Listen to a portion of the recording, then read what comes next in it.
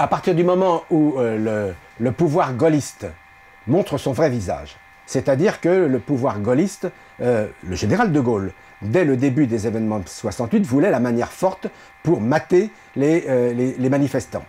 À partir du moment où il reprend la main, par rapport à Pompidou, qui avait été plutôt pour un compromis, eh bien, moi, je crains la guerre civile. J'ai très peur de la guerre civile. C'est pourquoi, quand les gaullistes appellent à une manifestation aux Champs-Élysées le 30 mai, j'y vais pour les filmer. Et là, je suis complètement effaré par ce que je vois. Qu'est-ce que je vois? Je vois les anciens vichysois. Je vois les anciens OAS, habillés en tenue paramilitaire, plastronnants, plein de hargnes, qui sont là et qui défilent et qui sont prêts à en découdre.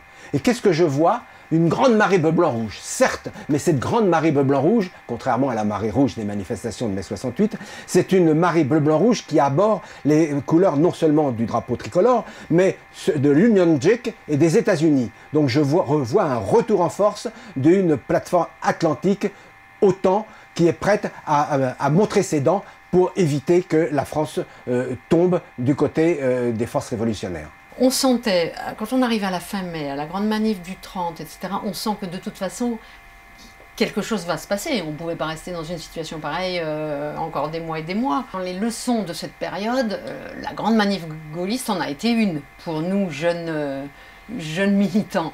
Parce qu'on avait quand même l'impression, même si on sentait que ça n'allait pas durer éternellement, cette situation, évidemment, mais on avait quand même l'impression qu'on avait tenu le haut du pavé, c'est le cas de le dire, et que par ailleurs, un certain nombre de choses allaient en sortir, ce qui a été vrai aussi de 68. Ça a quand même sensiblement modifié la vie des Français et de la France. Mais quand il y a eu l'appel à une manifestation des gaullistes, on y a même à peine fait attention. Enfin, moi, en tout cas, là où j'étais, je ne sais pas, il y a peut-être des gens qui en avaient. Mais et quand on a vu qu'ils étaient capables de mettre quasiment autant de monde sur les Champs-Élysées que nous, on en avait mis de la République à la Nation, ben, c'est vrai que c'est une leçon. C'est-à-dire qu'il ne faut jamais sous-estimer son ennemi. C'était le début de la fin.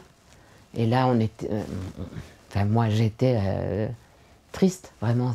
On était malheureux. On s'est dit, c'est foutu. Avoir fait tout ça, pour en arriver là et voir après, sur les Champs-Élysées, Debré, Malraux défiler comme ça faisait mal au ventre, quoi.